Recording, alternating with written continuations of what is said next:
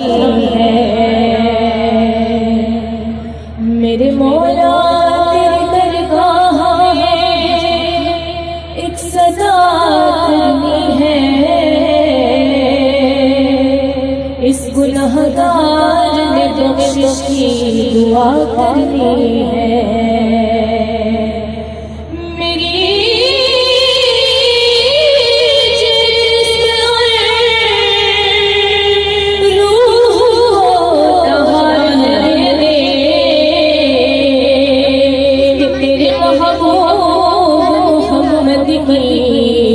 सना करनी है, पढ़िए सल्लल्लाहु अलैहि या रसूल अल्लाह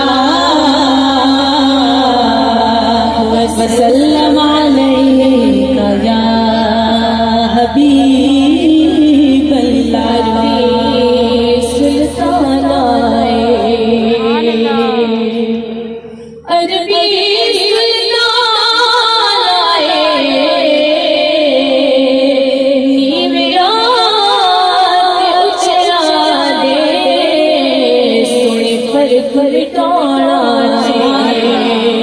पढ़िए सल्लल्लाहु अलैहि या रसूल अल्लाह वसल्लम अलैका या हबीब अल्लाह। मुँह के अशबार